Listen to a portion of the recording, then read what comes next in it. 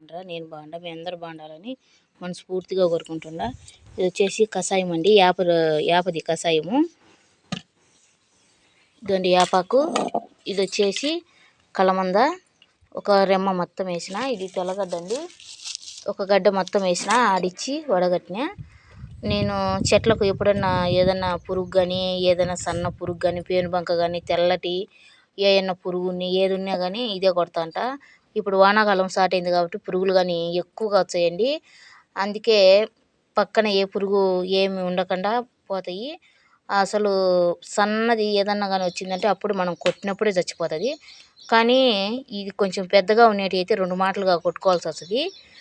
చాలా బాగా పనిచేస్తుందండి చెట్లకు. కంపల్సరీ ఎవరైనా కొత్తగా గార్డెనింగ్ చేసే వాళ్ళైనా ఏ పెంకులు కొట్టాల్సిన అవసరం అయితే లేదు. కొంచెం కష్టపడాలా, ఆడించుకోవడము, వడగట్టడము, అదంతా చేయడము చాలా బాగా పనిచేస్తుంది.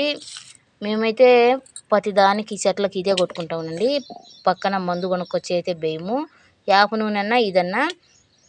వేప నూనె అయిపోయిందంటే ఇది కొడతా కషాయము. కానీ వేప నూనె కొట్టినా కానీ కషాయం కొడితే చాలా మంచిదండి. తెల్లగడ్డ కలమంద వేస్తాం కాబట్టి ఆ చేదుకు మనం వడగట్టేప్పుడు కానీ కొంచెం ఘాటుగా అట్లుంటుంది. మనము చిన్నపిల్లలు ఉండే పని కాబట్టి ఆ చెట్లు కాయలు అయినా పట్టుకున్నా ఏదన్నా అంటే నోట్లో పెట్టుకోవడము అట్లాంటి ఏమైనా జరిగినా కానీ ఏది ఉండదు. వేపాకు ఆయుర్వేదంతో సమానం కాబట్టి చాలా బాగా ఉంటుందండి.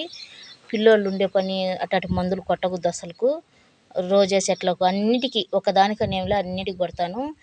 ఏం పురుగు ఉండదు. ఇది కానీ మనము కింద ఒక పురుగు అనేది ఉంటుంది చెట్టు చచ్చిపోయేదానికి. అట ఆ చెట్టు